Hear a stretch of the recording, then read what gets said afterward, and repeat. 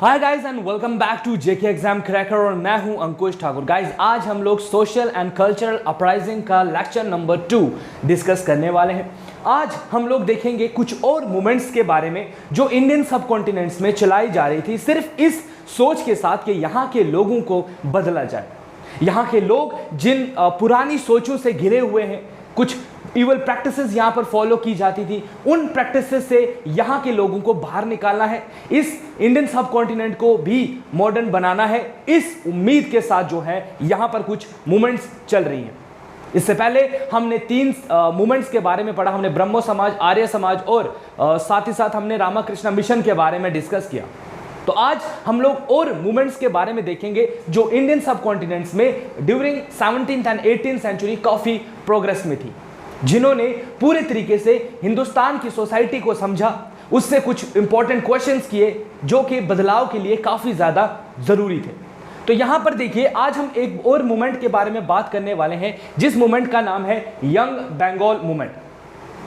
ना सिर्फ इंडियंस ने बल्कि वेस्टर्न थिंकर्स या यूं कह सकते हो आपकी यूरोपियंस ने भी इंडिया में बहुत सारी मूवमेंट्स का जो है आगमन किया था, जिनके थ्रू जो है वो हिंदुस्तान की सोसाइटी में से लोगों में जो पुरानी सोच थी उसको खत्म कर कर उनकी नई सोच को या एक नई रोशनी देने की कोशिश कर रहे थे। यंग बंगाल मूवमेंट भी कुछ ऐसी ही मूवमेंट थी। आइए इस मूवमेंट के बारे में देखते हैं और समझने की कोशिश करते हैं। During late 1820s and earlier 1930s, 1920 के और 1930 के बीच में अगर हम देखें, there emerged a radical intellectual trend among the young youth in Bengal. देखिए, रेडिकल इंटेलेक्चुअल का मतलब यहां पर है कि भाई साहब ऐसा नॉलेज जिसको टेस्ट किया जाता है। अगर कहते थे कि दुनिया गोल है या दुनिया कैसी है, हम कहते हैं ना कि अर्थ की शेप कैसी, तो ये जस्टिफाई करते थे। हर वो चीज जिसका रूट जो है वो एक ट्रू नॉलेज पर बेस्ड होता है, उनको हम लोग रेडिकल कहते हैं। आप भी रेडिकल हो सकते हो अगर आप अंधविश्वास में बिलीव ना करो तो देखिए यहां पर कुछ हमारे यूथ हैं जो रेडिकल हैं, जो क्वेश्चन करते थे कि अगर ऐसा हो रहा है तो क्यों हो रहा है। अगर आप विडो रीमैरिज नहीं कर रहे हो तो इसके पीछे का रीजन क्या है। आप सती प्रथा कर रहे हो तो इसके पीछे का रीजन क्या है। And they want a strong reason for that thing. ऐसा नहीं कि किसी ने बोल दिया कि नहीं हम लोग फॉलो अप करते आ रहे हैं एक लंबे समय से। भाई फॉलो अप करते आ रहे हो तो क्यों करते आ रहे हो, ये चीज तो पता होनी चाहिए ना। तो ऐसे रेडिकल इंटेलेक्चुअल जो हैं वो थॉट्स हमारे यूथ के अंदर आना स्टार्ट हो गए थे। एंड गाइस यहां पर अगर हम देखें तो which come to be known as young Bengal movement, और इन्हीं लोगों को हम लोग कहने लगे, इन्हीं के अंदर जो मूवमेंट चली उस मूवमेंट का नाम बना यंग बंगाल मूवमेंट। इस मूवमेंट को फाउंड किया था हिंदू कॉलेज के एक प्रोफेसर थे जिनका नाम था हेनरी लुइस विवियन डिजारियो। इनका नाम याद रखिएगा, हेनरी लुइस विवियन डिजारियो। और जो इनको फॉलो करने लगे इस मूवमेंट को, उनको डिजारियंस कहते थे। 1809 से लेकर 31 तक ये इंडिया में एक्टिव थे। He was a teacher in Hindu college in Calcutta. He also edited the newspaper. देखिए ये अपने जो थॉट्स है वो न्यूज़पेपर लिखा करते थे, हेस्परस एंड कलकत्ता लिटरेली गैजेट। ये देखिए ये इंपॉर्टेंट चीजें, इन पर आपसे क्वेश्चन पूछे जाते हैं। दैट बताइए कलकत्ता लिटरेली गैजेट के राइटर कौन थे या हेस्परस कौन लिखते थे। हो सकता है आपसे विवियन डिजारियो का नाम पूछ ले या सिंपल आपसे डिजारियो देखकर पूछा जाता है, ठीक है। उसके बाद हम देखते हैं he was connected with the India Gazette. He was connected with India Gazette के साथ भी ये जुड़े हुए थे। He urged the students to live and die for truth. इन्होंने अपने जो फॉलोअर्स थे, अपने जो स्टूडेंट्स इनकी मूवमेंट का पार्ट थे, उनको एक ही चीज सिखाई थी कि सच्चाई के लिए अगर जान भी देनी पड़े तो पीछे मत हटिए। सच्चाई सच्चाई है और कोई जुटला भी नहीं सकता है सच्चाई को। And he also supported women's education and their rights. और यहां पर देखिए हमने अभी तक 3 से 4 मूवमेंट्स को डिस्कस किया और गाइस हमने सब में एक चीज कॉमन पाई है, और वो कॉमन चीज क्या है कि यहां पर वुमेन्स की कंडीशन जो है वो काफी बुरी थी। और हर एक सोशल रिफॉर्मर वुमेन के बारे में तो जरूर बात कर रहा है। इट मींस वुमेन्स की एनलाइटमेंट काफी ज्यादा जरूरी थी। हालांकि यंग बंगाल मूवमेंट ने भी वुमेन के बारे में बात करी, लेकिन आगे चल के हमने देखते हैं कि यंग बंगाल मूवमेंट का जो एसेंस था इंडिया में वो फेड होता चला गया, क्योंकि ये काफी ज्यादा रैशनल हो गए थे। ठीक है, ये उन्हीं लोगों को अपने साथ रखते थे जो इनको सपोर्ट करते थे, जो इनको नहीं रख रहे तो मतलब रेस के बेस पर इनका जो है वो विभाजन होना स्टार्ट हो गया था एंड आगे चल के ये मूवमेंट डाउन हो गई थी। ठीक है, आगे बढ़ते हैं गाइस। एक और हमारे यहां पर कह सकते हो आप मूवमेंट थी, द हिस्ट्री ऑफ वेदा समाज। एक आपने ब्रह्मो समाज के बारे में पढ़ा, तो अब देखते हैं वेदा समाज क्या था। चलिए, वेदा समाज के बारे में अगर मैं आपको बताऊं तो वेदा समाज को हम लोग ब्रह्मो समाज ऑफ द साउथ कहेंगे। सेम जैसा आपने ब्रह्मो समाज के बारे में पढ़ा कि वो लोग क्या सोचते थे, क्या प्रोग्रेस वो कर रहे थे, किस तरीके से वो सोसाइटी को बदलने की कोशिश कर रहे हैं, ये लोग भी जो है सेम वही कर रहे हैं। बस फर्क क्या है, फर्क ये है कि वो नॉर्थ में कर रहे थे, ये साउथ में कर रहे हैं। और साउथ में ना हिंदी नहीं बोली जाती थी उस टाइम पे, संस्कृत बोली जाती थी, तमिल बोली जाती थी, तेलुगु बोली जाती थी। और ये लोग क्या करते थे, हिंदी बुक्स को तेलुगु और तमिल में कन्वर्ट कर कर उसको फैलाते थे और लोगों को समझाते थे, बस इतना सा काम करते थे। इसके अलावा इनकी टीचिंग और ब्रह्मो समाज की टीचिंग एज कंपेयर टू दोनों के सेम ही था, कोई भी इसमें अंतराल आपको देखने को नहीं मिलता है। दोनों की जो टीचिंग है वो इक्वल थी। तो देखिए यहाँ पर जो है इसको कहा जाता है Brahmo Samaj of south and started by Shri Darlu Naidu साहब ने इसको फॉर्म किया था। गाइस, इनके फाउंडर पर क्वेश्चन जरूर रहते हैं। He is translate of Brahmo Dharma into Tamil and Telugu, और इस तरीके से इन्होंने इसको स्टार्ट किया था। उसके बाद हम देखते हैं कि धर्म सभा इनिशिएटेड बाय राधाकांत देव ने 1880 में इसको स्टार्ट किया था, जिन्होंने क्या किया था, was oppose to reforms and protected orthodoxy. देखिए यहां पर क्या है, इन्होंने कहा कि सोसाइटी में रिफॉर्म्स जो है वो मत लाया करो, ये अपोज कर रहे थे उसको। इनका ये मानना था कि सोसाइटी को बदलोगे तो सोसाइटी खराब हो जाएगी, सोसाइटी में चेंज नहीं होनी चाहिए, जो पुरानी सोच है ऑर्थोडॉक्सी में सोसाइटी को रखो, ये इनका मानना था धर्म सभा का। But played an active role in the promoting western education even to girls. लेकिन यहां पर बात ये हो रही थी कि ये लोग कहते थे कि ठीक है एजुकेशन वगैरह दे दो, बट सोसाइटी को बदलने की बात मत करो, जो हमारा नॉलेज है उसको प्रिजर्व करो, उसको प्रोटेक्ट करो। ऑर्थोडॉक्सी है तो ऑर्थोडॉक्सी ही सही, लेकिन उसको प्रोटेक्शन देने की बात इन्होंने की थी। नंबर जो नेक्स्ट आता है guys, that is drain of wealth theory. काफी इंपॉर्टेंट है ये drain of wealth theory.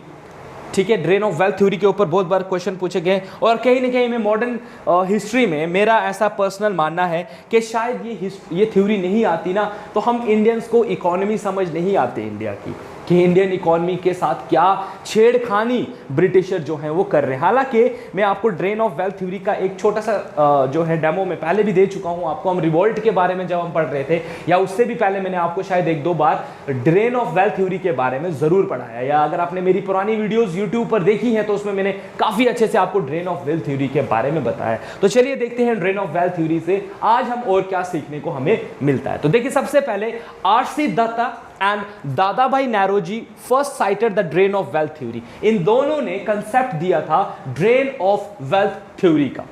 Drain का मतलब क्या होता है, बहना, वेल्थ हमारा पैसा बहकर जा रहा है। अब कहां जा रहा है ये आपको थोड़ी देर में पता चल जाएगा। Naoroji, that is Dadabhai Naoroji, brought it into light in his book title poverty and un British rule in India. Guys very important, ये क्वेश्चन पूछा जाता है पेपर में कि who is the writer of the book the poverty and un British rule in India. तो याद रखिएगा it's Dadabhai Naoroji. और इस पर क्वेश्चन रहता है कि Dadabhai Naoroji popularised his theory called drain of wealth theory in his book. अपनी कौन सी बुक में दादाभाई नौरोजी ने जो है ड्रेन ऑफ वेल्थ थ्योरी का कंसेप्ट दिया था, और वो किस में दिया था, वो दिया था गाइज इन्होंने poverty and un British rule in India. चलिए मैं आपको एक जल्दी से इस ड्रेन ऑफ वेल्थ थ्योरी का एक छोटा सा क्रक्स देता हूं। देखिए गाइज ये है इंडिया, ठीक है, ये मैं ऐसे इंडिया लेता हूं, मेरा मैप बहुत खराब है सो आप एडजस्ट कर लेना। एंड यहां पर मैं ले लेता हूं कि ये यूरोप है, ठीक है, फर्क समझ लीजिएगा। चलिए मैं कलर जो है वो चेंज कर देता हूं, ठीक है, ये यूरोप है and this is India.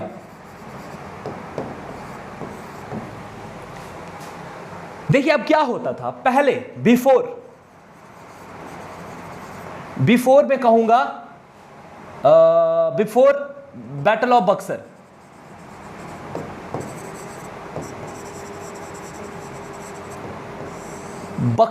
Battle of Buxar जो कब हुई थी, 1764 में हुई है।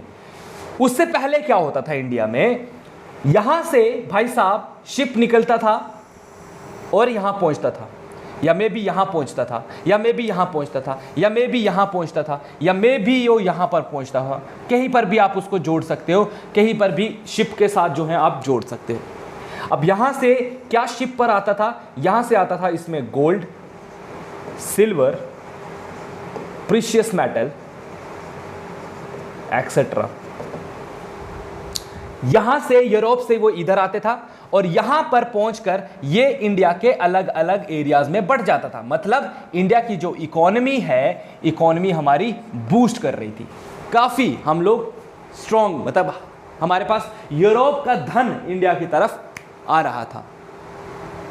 ये है बैटल ऑफ बक्सर से पहले की कहानी। यहां से शिप लोड होता था सोने चांदी के साथ, इंडिया आता था, इंडिया से प्रोडक्ट खरीदता था और यहां से शिप भरकर जाता था cargoes.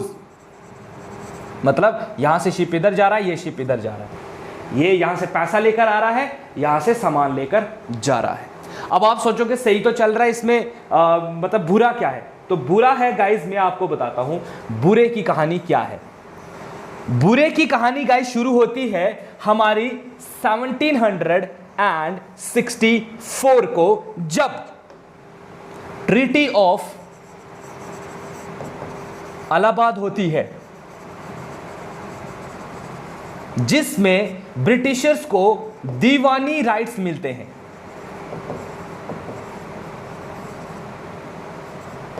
Deewani rights means right to collect revenue. 3 areas के, that is Bengal,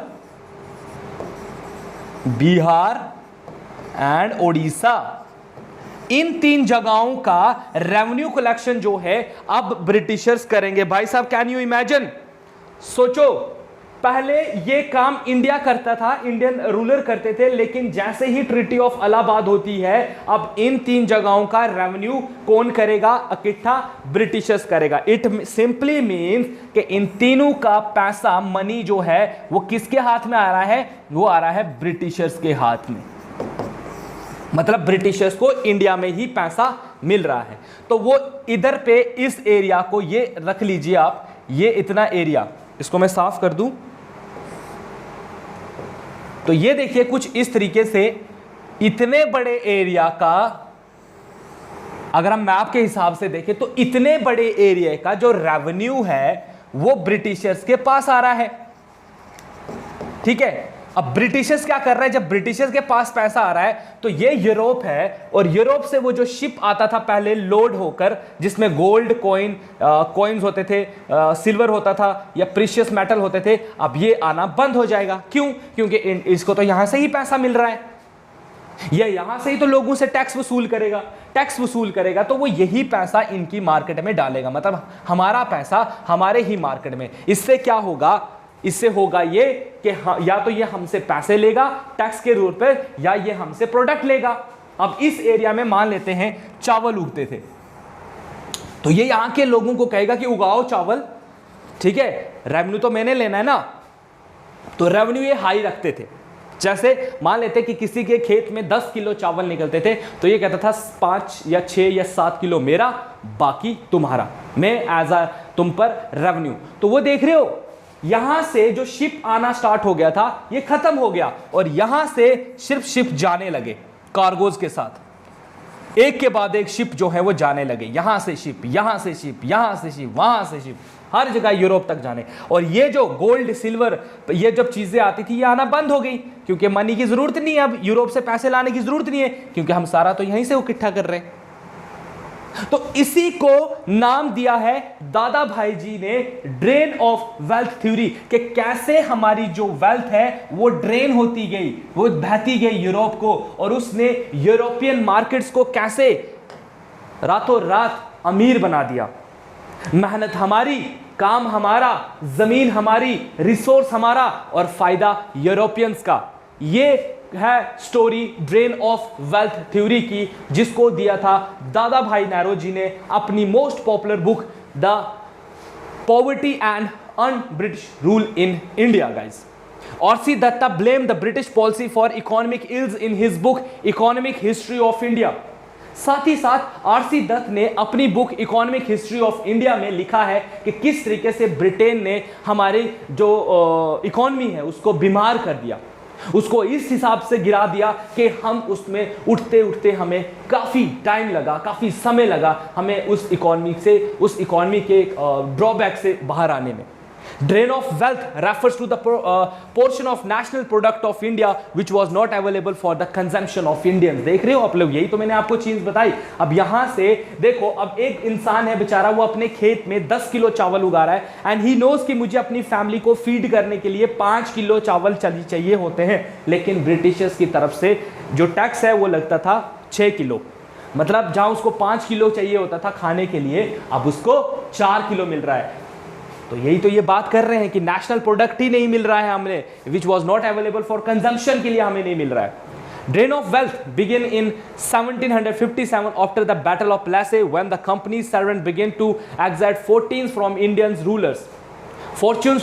rulers, zamindar, merchants and common people, and send home. In 1765, company acquired Diwani of Bengal and to purchase the Indian goods out of revenue of Bengal and exported them. These purchases were known as company's investment। ये देख रहे हो, यही चीज मैंने आपको अभी थोड़ी देर पहले डायग्राम से समझाई। ड्यूटी फ्री इनलैंड ट्रेड होता था, provided British merchants a competitive edge over their Indian counterparts. The actual drain as a part of salaries and other incomes of English officials and the trading fortune English merchants was even more। हमारे ही पैसे से वो अपने officers की salary, जैसे आज हम लोग देखते हैं ना, आज भी हमारी गवर्नमेंट हमसे क्या लेती है, पैसा वैसा लेती है, इसलिए ताकि हम लोगों का जो है मतलब टैक्स क्यों लेती है गवर्नमेंट। आपसे अगर कोई पूछे कि गवर्नमेंट टैक्स क्यों लेती है, क्योंकि आपके देखिए रोड्स बनाने होते हैं, आपके जितने ऑफिसर्स हैं उनकी सैलरीज वगैरह देनी होती है। तो पहले के टाइम पर ब्रिटिशर जो भी टैक्स टुक्स यहाँ से निकाल रहा है, वो अपने सोल्जर्स की, अपने आर्मी की जो है सैलरी निकालने के लिए ऐसा करते थे। कैन यू इमेजिन, हमारा ही रिसोर्स उनके काम आ रहा है लेकिन हमारे काम नहीं आ रहा है। हम कितने भोले थे, आप यहाँ से अंदाजा लगा सकते हो। अब कैसे ये भोलापन हमारा दूर होगा, कैसे हम लोग उठ खड़े होकर ब्रिटिश हुकूमत की जो है ईंट से ईंट बजाएंगे। यही तो मजा है मॉडर्न हिस्ट्री पढ़ने का, यही तो चीज आप पे क्वेश्चन होना चाहिए। Being a youth of this country, आपके अंदर ये जोश होना चाहिए कि ऐसा क्या था, आज आप लोग भूल चुके हो। आज भी वेस्टर्न थॉट्स आपके दिमाग पर आपको कंट्रोल किए हुए हैं। ऐसा नहीं है कि आज, उस टाइम क्या था, उस टाइम आपके अंग्रेज जो है इंडिया में रहकर आपको कंट्रोल कर रहे थे, लेकिन आज वो लोग दूर बैठकर भी आपको कंट्रोल कर रहे हैं। पहले का कंसेप्ट होता था कॉलोनियलिज्म, आज के टाइम पर कंसेप्ट चल रहा है नियो कॉलोनियलिज्म, कि दूर से बैठकर भी हम किसी कंट्री को कॉलोनी अपनी बना सकते हैं।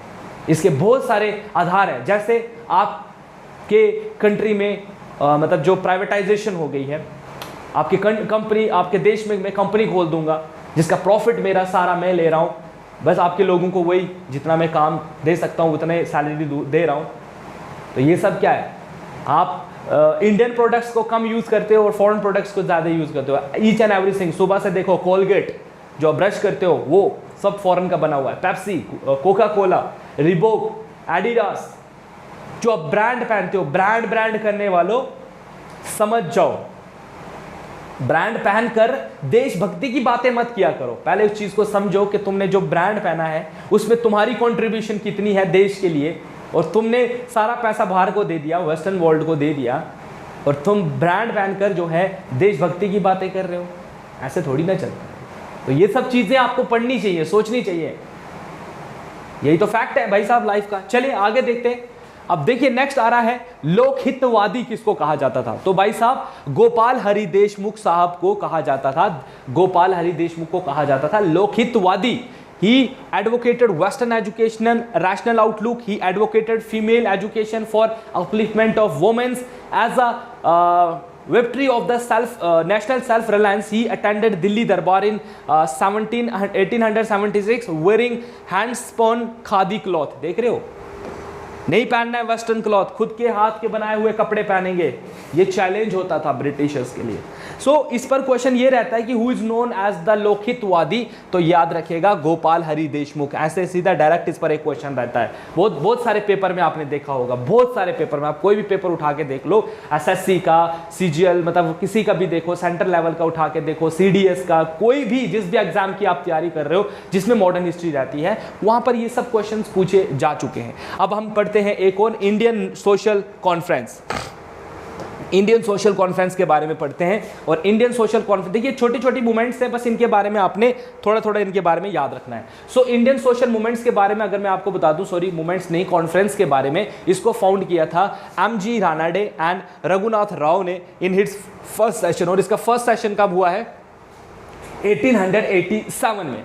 Its main focus was on the abolition of polygamy and coolism and its encourage intercaste marriage, its pledge to fight child marriages। देख रहे हो, ये सब जो है सोसाइटी के कुछ जो evil practices है, जितनी भी बुराइयां या जिनकी वजह से इनको लगता था कि हाँ हमारी सोसाइटी पीछे रह चुकी है, ये चेंजेस हमारी सोसाइटी में आने चाहिए, तो उसके खिलाफ इन्होंने बात की है। इनकी जो कॉन्फ्रेंस थी is sometime refer to a social reform cell as the national Indian national Congress, ठीक है। और इनकी जो कॉन्फ्रेंस थी उसको कभी कभी जो है सोशल रिफॉर्म सेल भी कहा गया है of the Indian national Congress. तो कहने का मतलब ये है कि यही सोशल कॉन्फ्रेंस आगे चलकर आपकी जो है इंडियन नेशनल कांग्रेस बनती है, ठीक है, उसी का पार्ट था ये। Next is servant of Indian society. देखिए एक और मूवमेंट है, एक और यहाँ पर ऑर्गेनाइजेशन है जो काम कर रही है सोसाइटी के लिए, और इसको फॉर्म किया था गोपाल हरि कृष्ण गोखले ने। GK. Gokhale, he is political Guru of Mahatma Gandhi, याद रखेगा, he is political Guru of M.K. Gandhi, ठीक है। तो गांधी जी के ये पॉलिटिकल गुरु थे, इन्हीं के अंडर गांधी जी ने पॉलिटिक्स, इंडियन पॉलिटिक्स सीखी थी। वेस्टर्न मैं साउथ अफ्रीका की बात नहीं कर रहा हूँ, बट इंडिया की मैं बात कर रहा हूँ। इंडिया में जब वो आए थे तो अंडर इन्हीं के काम किए था। इस सर्वेंट ऑफ इंडियन सोसाइटी को जी.के. गोखले ने 1915 में फॉर्म किया था, और इसी साल गांधी जी भी इंडिया आए थे।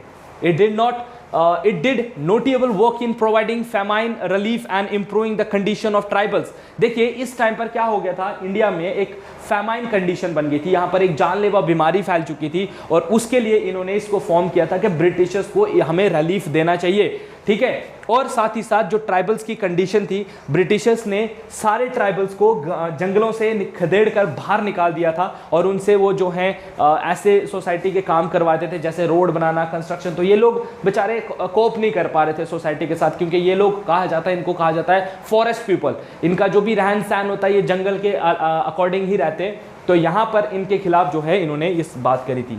सेवा समिति जो है Hidayat Nath Kunzru, a member of the servant of Indian society, organise the samiti at Allahabad in 1914। देखिए इन्हीं के अंदर जो है हरदया नाथ कुंजरू ने क्या फॉर्म किया था, सेवा समिति फॉर्म की इलाहाबाद में 1914 में, to improve the status of the suffering classes, reform criminals and rescue those suffering in society. तो देखिए हर कोई जो है वो ब्रिटिशर्स के अंडर जो है इंडियंस को प्रोटेक्ट करने की बात कर रहा है, साथ ही साथ इंडियन सोसाइटी को चेंज करने की बात कर रहे हैं। Next is Radha Swami movement आ रही है गाइज। ये छोटी छोटी मूवमेंट्स हैं, इनके बारे में आपको सिर्फ इनके फाउंडर याद रखने चाहिए, क्योंकि इनके ऊपर बहुत सारे क्वेश्चंस एग्जाम में देखे गए हैं। राधा स्वामी मूवमेंट के बारे में अगर मैं आपको बता दूं तो ये 1861 में इसको कुछ बैंकर थे आगरा के, तुलसी राम, जिनको पॉपुलरली शिव दयाल साहेब और स्वामी महाराज के नाम से इनको जाना जाता है, जिन्होंने इसको स्टार्ट किया था। The sect preached belief in one supreme being. देखिए ये किस में बिलीव करते थे, ये बिलीव करते थे सुप्रीम गॉड में, और ये कहते थे कि there is one God only. हर एक सोशल जितने भी आपने मूवमेंट्स थे इसमें याद रखना, दे बिलीव इन मोनोथीज्म, ठीक है। मोनोथीज्म क्या होता है दोस्तों? मोनोथीज्म होता है बिलीव इन वन गॉड, ठीक है, कि एक गॉड में बिलीव करो, बिलीव इन वन गॉड, ठीक है, कि एक गॉड होता है, ठीक है। तो ये बिलीव करते थे मोनोथीज्म में, ठीक है, कि एक ही गॉड है भाई साहब, ना उसकी शक्ल है, nobody knows how God look likes, किसी को नहीं पता है भगवान कैसे दिखते हैं, बस हमारी एक इमेजिनेशन है। किसी ने उसको बेल की शेप दे दी है, किसी ने उसको रिवर की शेप दे दी है, किसी ने उसको जो है पेड़ की शेप दे दी है, किसी ने उसको पत्थर की शेप दे दी है। तो हर किसी ने अपने मन से जिसको भगवान माना है वो उसी के पीछे लग गया। हालांकि गॉड की शेप बहुत मुश्किल है आइडेंटिफाई करना।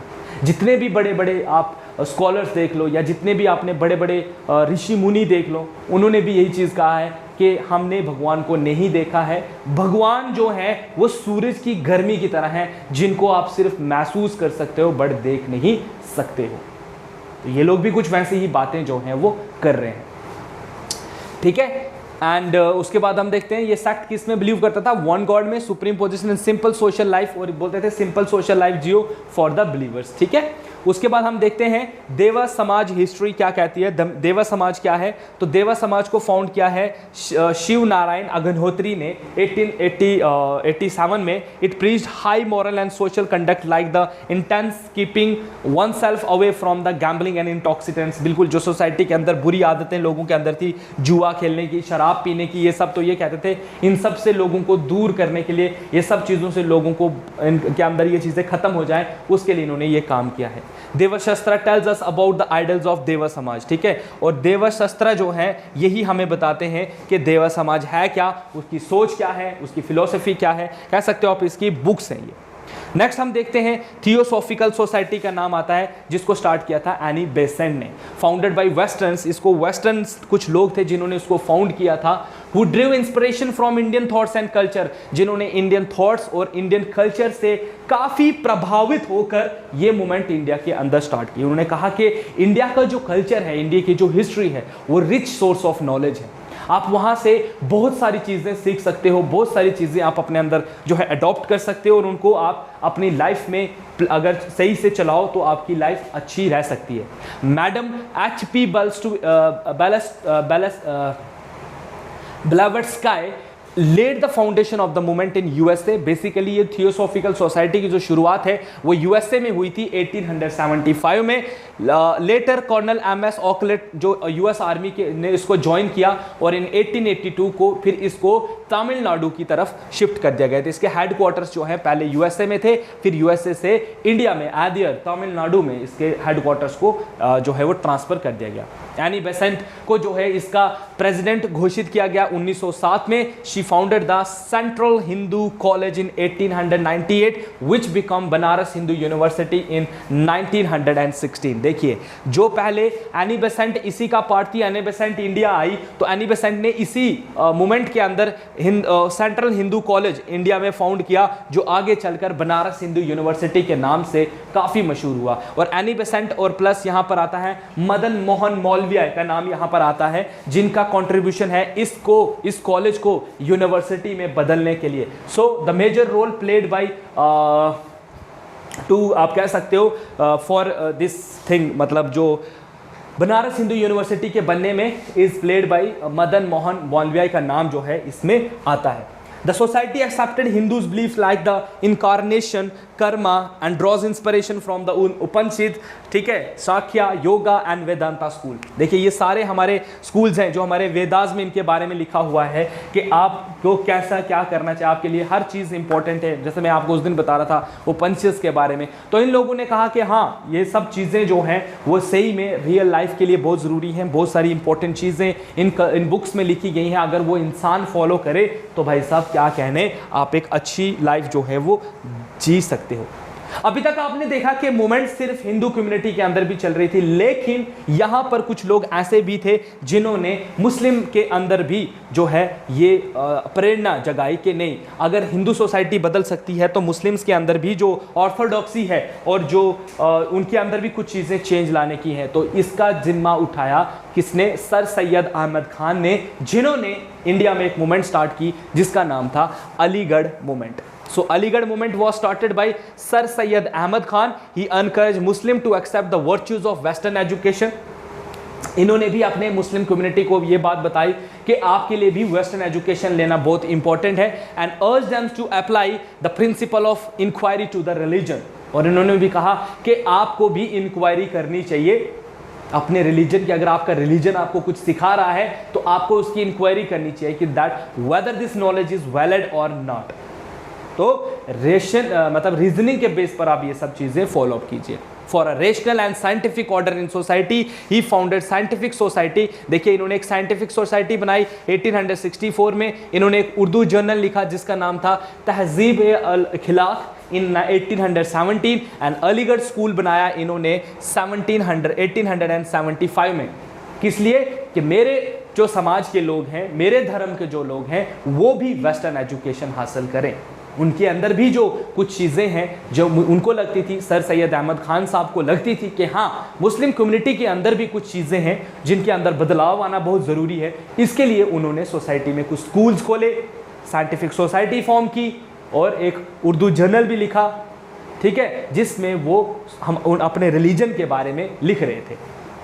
The school was made in to the Mohammedan Anglo Oriental College in 1877 और जल्द ही 2 साल के अंदर ही जो इनका अलीगढ़ स्कूल था वो क्या बन गया? मोहम्मदन एंग्लो ओरिएंटल कॉलेज बन गया, जो आगे चलकर कहलाता है अलीगढ़ मुस्लिम यूनिवर्सिटी। गाइस, तो अलीगढ़ मुस्लिम यूनिवर्सिटी की शुरुआत एक स्कूल से हुई थी 1875 में। 1877 में वो कॉलेज बना और आगे चलकर वो अलीगढ़ मुस्लिम यूनिवर्सिटी के नाम से मशहूर हुआ। और अलीगढ़ मुस्लिम यूनिवर्सिटी कितनी मशहूर है ये आप भी जानते हो और मैं भी जानता हूँ।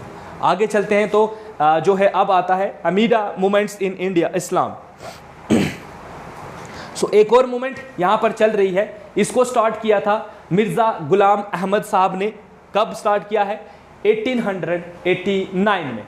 दिस मूवमेंट या ये जो मूवमेंट थी embraces the belief in the universal religion, ये बिलीव कर रही थी यूनिवर्सल रिलीजन पर, oppose the sacred wars and encourage the fraternal relation among all. ये कहते थे कि वॉर वगैरह मत किया करो भाई साहब, पीसफुल लाइफ जियो, शांतिपूर्वक लाइफ जियो, लड़ाई झगड़े में कुछ नहीं रखा है, लड़ाई झगड़े से हम सिर्फ एक दूसरे का नुकसान कर सकते हैं, इसके अलावा हम और कुछ भी नहीं कर सकते हैं। तो he promote what? He promote basically जो है वॉर्स, ठीक है, कि वॉर वगैरह मत करो। नेक्स्ट इज देवबंदी मूवमेंट, जिसको 1866 में स्टार्ट किया गया था। Deobandi school of Islamic technology theology was set up in Deoband of the Rashid Ahmad Gangohi and Muhammad Qasim जो है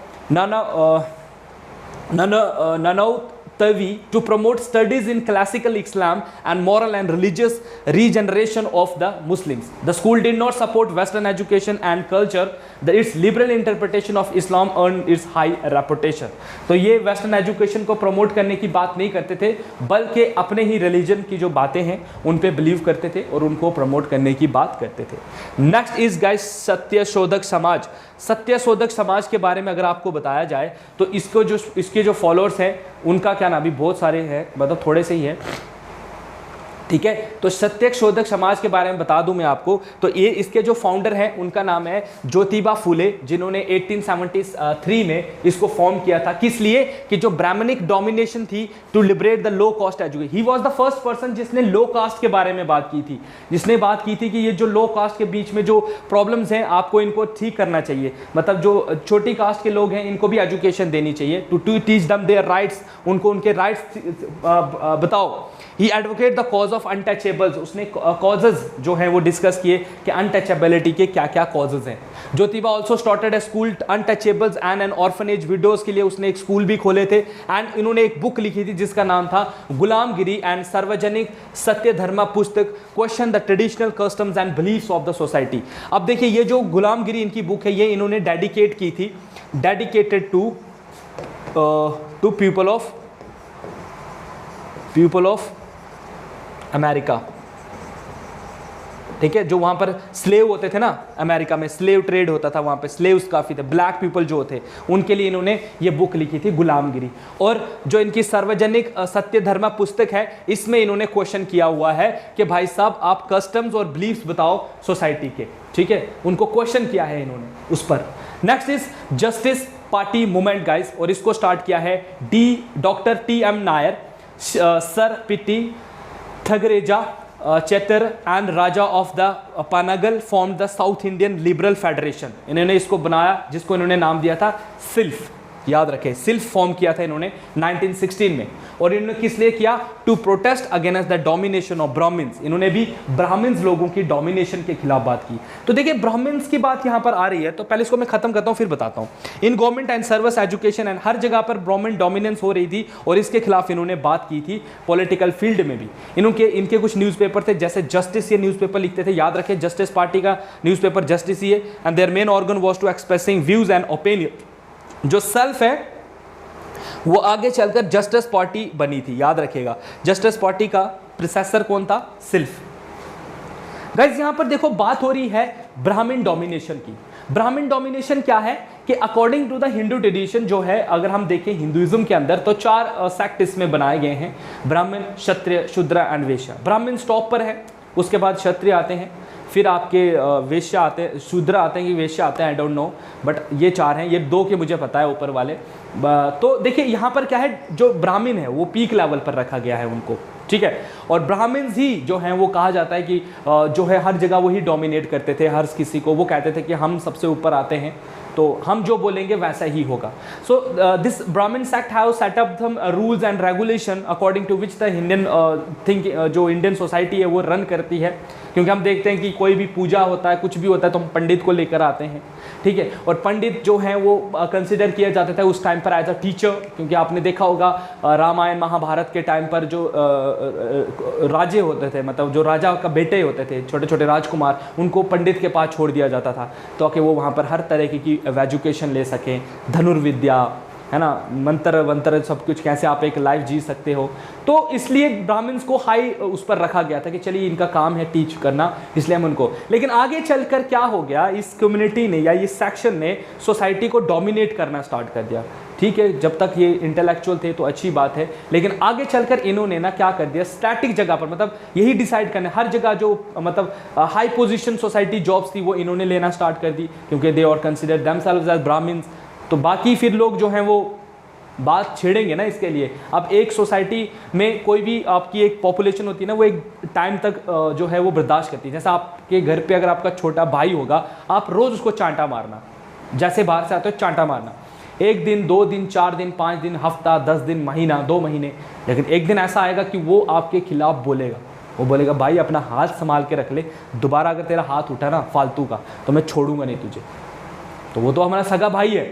तो ये तो वो लोग हैं जो लगातार काफ़ी 500 साल 600 साल 1000 साल से जो है वो डोमिनेट होते आ रहे हैं। तो ये लोग तो अपनी डिमांड करेंगे कि भाई साहब फ़र्क बताइए ना, आप लोग तब से अपने आप को हाई पोस्ट पर रखे हुए।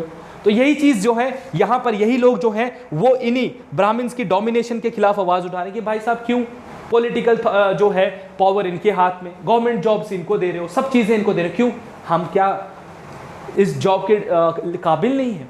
क्या हम इस चीज़ को डिजर्व नहीं करते? तो ये सब चीज़ें सोसाइटी में चल रही हैं, जिससे हो क्या रहा है, इक्वालिटी जन्म ले रही है कि अब जॉब देनी है तो जो डिजर्व करेगा उसी को जॉब मिलेगी। जैसा आप लोगों के पास है कि आप जितना पढ़ रहे हो, पढ़ तो हर कोई रहा है, कोई 10 घंटे, कोई 12 घंटे, कोई 13 घंटे, कोई 14 घंटे, कोई पूरे 24 घंटे, लेकिन जो डिजर्व करेगा, जिसके अंदर वो रिक्वायरमेंट होगी कि हाँ अगर आप किसी हाई लेवल एग्जाम के लिए पढ़ रहे हो, अगर आपके अंदर वो क्वालिटीज़ हैं, definitely you will get the job. अब आपके अंदर वो क्वालिटीज़ नहीं है, वो चीज़ें नहीं है, तो आपको जॉब नहीं मिलेगी, ये तो चीज़ गारंटेड। तो आपको भी अपनी लाइफ में एक पर्सनल मूवमेंट छेड़नी चाहिए कि मुझे जॉब चाहिए, और एक जॉब के लिए क्या क्या रिक्वायरमेंट्स होती हैं, डिसिप्लिन, डेडिकेशन, ये सब चीज़ें आपको आज से ही अपने अंदर लानी है और इसी से आपको जॉब मिल जाएगी। तो ये थी गाइज आज की क्लास जो मैं आपके लिए लेकर आया था, इस उम्मीद के साथ कि आपको जो भी टॉपिक्स इसमें से क्वेश्चंस एग्जाम में आते हैं वो आपके क्लियर हो जाए। और आई होप सो कि आपको आज की क्लास का मतलब मज़ा भी आया हो। अगर नहीं भी आया है तो आई अपोलोजाइज फॉर दैट थिंग, लेकिन मेरा काम है आपको पढ़ाना और जो चीज़ें एग्जाम में पूछी जाती हैं उनको आप तक पहुँचाना। तो जल्द ही गाइज हम लोग इसके MCQs आपके लिए लेकर आएंगे। जल्द इसके बाद आपको जो वीडियो मिलेगी वो MCQs पर भी होगी। सो इस क्लास को अच्छे से पढ़ लेना और उसी के बेस पर आपके MCQs भी रहने वाले हैं। एंड MCQs के लास्ट में आप जो है कमेंट में अपने स्कोर भी लिखिए कि मेरा कितना स्कोर रहा। बाकी आपको वीडियो कैसा लगा आप कमेंट सेक्शन में बता सकते हो। आपको कोई क्वेरी है आप हमारे ऑफिशियल नंबर पर कॉल करके मेरे से अपनी डिस्कस शेयर कर सकते हो। आप हमारा टेलीग्राम चैनल ज्वाइन कर सकते हो, आप हमें इंस्टाग्राम, फेसबुक, व्हाट्सएप हर जगह पर जो है वो ज्वाइन कर सकते हो। सब कुछ हमारे डिस्क्रिप्शन में गिवन है गाइस। तो चलिए आज की क्लास को यहीं पर एंड करते हैं। कल आपसे मुलाकात होगी इसके टॉपिक के एमसीक्यूज के साथ। तब तक stay tuned with J K exam cracker. जिन बच्चों ने अभी तक चैनल को सब्सक्राइब नहीं किया है, तुम लोग किसका वेट कर रहे हो? चैनल को सब्सक्राइब करो, वीडियो को शेयर करो और मजा लेते रहो पढ़ाई का। So guys, take care, bye bye and have a nice day.